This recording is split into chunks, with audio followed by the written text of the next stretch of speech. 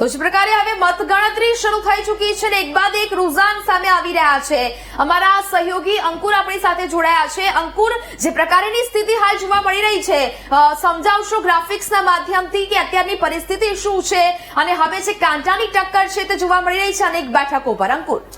બિલકુલ, ખાસ કરીને નેહા, આ બંને રાજ્યના ઇલેક્શન એ ખૂબ જ મહત્વપૂર્ણ છે દરેક પક્ષો માટે. જેટલા બીજેપી માટે મહત્વપૂર્ણ આ બંને રાજ્યોના ઇલેક્શન છે, એટલા જ મહત્વપૂર્ણ એ કોંગ્રેસ માટે પણ છે અને તેની સ્થાનિક પાર્ટીઓ માટે પણ છે. જ્યારથી આ ઇલેક્શન ડિક્લેર થયા, આ બંને રાજ્યો ઉપર બધાની, આખા દેશની નજર ટકેલી હતી. ત્યારે હવે ખાસ તો વસ્તુ એવી છે કે હરિયાણા વિધાનસભાની વાત કરીએ તો 90 વિધાનસભા સીટ અને આ 90 વિધાનસભા સીટના જે રીતના રિઝલ્ટ આવી રહ્યા છે, અડધો કલાક પહેલા જે રીતની પરિસ્થિતિ હતી એમાં એવું લાગી રહ્યું હતું કે કોંગ્રેસ તો આગળ નીકળી ગયું અને હવે એ ત્યાં સરકાર બનાવશે.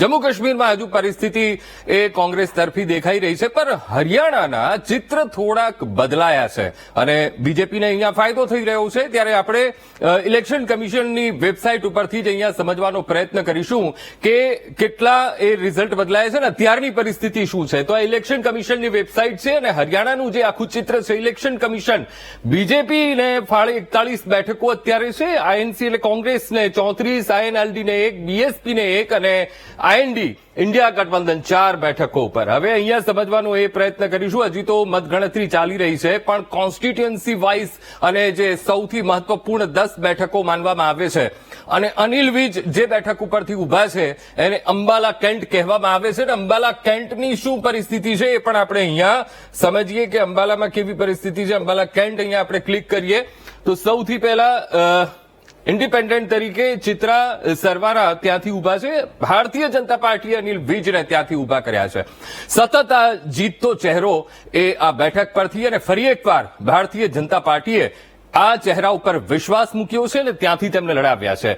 ઇન્ડિયન નેશનલ કોંગ્રેસ, પરવિંદર પાલ પારી, એમને ટિકિટ આપવામાં આવી છે. ઇન્ડિયન નેશનલ લોકદળ, ઓનકારસિંહ, એમને ત્યાંથી ટિકિટ આપવામાં આવી છે. આમ આદમી પાર્ટીએ રાજકૌર ગિલને ત્યાંથી ટિકિટ આપી છે. અને અલગ અલગ જે પક્ષો છે, સ્થાનિક પક્ષો છે અને ઇન્ડિપેન્ડન્ટ જે લોકો ઉભા છે એ લોકો પણ અહીંયા ખૂબ મોટી સંખ્યામાં આપણને જોવા મળી રહ્યા છે. તો અંબાલા કેન્ટની પરિસ્થિતિ છે અને અંબાલા કેન્ટમાં અનિલ વિજ અત્યારે આગળ ચાલી રહ્યા હોય તેવું પણ ચિત્ર આપણને જોવા મળી રહ્યું છે. ખાસ કરીને લાડવા બેઠકની વાત કરીએ તો લાડવા બેઠક પર પરિસ્થિતિ શું છે એ પણ આપણે સમજીશું, કારણ કે અત્યારના જે મુખ્યમંત્રી છે એ આ બેઠક ઉપરથી ઇલેક્શન લડી રહ્યા છે. ત્યારે એ ચિત્ર આપણે અહીંયા જાણવું જ પડે કે લાડવાની પરિસ્થિતિ શું છે.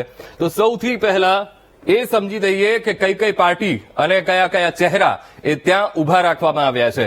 સૌથી પહેલા ભારતીય જનતા પાર્ટી, નાયબસિંહ સૈનીને અહીંયાથી ટિકિટ આપવામાં આવી છે. મુખ્યમંત્રી લડી રહ્યા છે અને સામે ઇન્ડિયન નેશનલ કોંગ્રેસથી મેવા સિંહ લડી રહ્યા છે. જબરદસ્ત ટક્કર મેવા સિંહ આપી રહ્યા છે. 2019ના ઇલેક્શનની વાત કરવામાં આવે, મેવા સિંહ ત્યાંથી જીત્યા હતા. વિક્રમજીતસિંહ ચીમા જે ઇન્ડિપેન્ડન્ટલી ત્યાં લડી રહ્યા છે ને બીજા અન્ય જે ઉમેદવારો છે તે ઇન્ડિપેન્ડન્ટલી ત્યાંથી ઉભા છે. એટલે આ સીટ ઉપર પણ ખાસ હરિયાણાની આ બેઠક એવી છે કે આ બેઠક ઉપર પણ સૌ કોઈની નજર એ રહેલી છે. સૌથી પહેલા આપણે અંબાલા કેન્ટની વાત કરી, પછી તોશામા બેઠક ઉપરની પણ આપણે વાત કરીએ. તોશામા બેઠક અને તોશામા બેઠકને પણ ખાસ માનવામાં આવે છે. તો આપણે એ સમજીએ કે તોશામા બેઠકનું અત્યારે એ ચિત્ર શું છે, તો એ પણ આપણે અહીંયા એ સમજવાનો પ્રયત્ન કરીશું. તોશાના બેઠક ઉપર આપણે જઈએ છીએ અને ઇન્ડિયન નેશનલ કોંગ્રેસે પરમવીર સિંહને અહીંથી ઉભા કર્યા છે. ભારતીય જનતા પાર્ટીએ દેવેન્દ્રસિંહ બબલીને ટિકિટ આપી છે. ઇન્ડિયન નેશનલ લોકદળે કુનાલ કરણસિંહ અને આમ આદમી પાર્ટી તરફથી સુખવિન્દર સિંહ, જનનાયક જનતા પાર્ટી, હવાસિંહ ખોબરા અને ઇન્ડિપેન્ડન્ટલી પણ અન્ય લોકો ઉભા છે. ત્યારે આ પરિસ્થિતિ અહીંયા આપણને જોવા મળી રહી છે. તો ખાસ તો હાઈ વોલ્ટેજ જે બેઠક છે અને એ બેઠક ઉપર ખરાખરીનો જંગ છે. ત્યારે આ એક આખો મેપ બતાવવામાં આવ્યો છે અને ક્યાં કોની પરિસ્થિતિ કેવી રહેશે.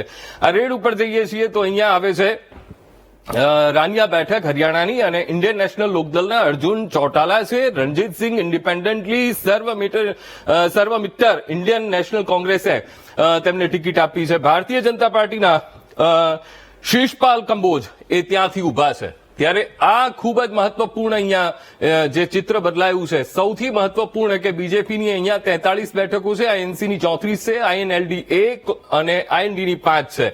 હવે આ જે મેપ છે એના ઉપરથી આપણે આઈએનસી અત્યારે 34 છે, ઇન્ડિયન નેશનલ કોંગ્રેસ, અને બીજેપીના જો પોર્શનની વાત કરવામાં આવે તો અત્યારે 43 બેઠકો એ અહીંયા આપણને બીજેપીની જોવા મળી રહી છે. ત્યારે બસપાની વાત કરીએ તો બસપાને અહીંયા 1 બેઠક છે અને આઈએનએલડીની 1 બેઠક અને આ તરફ આઈએનડીની 5 બેઠક છે.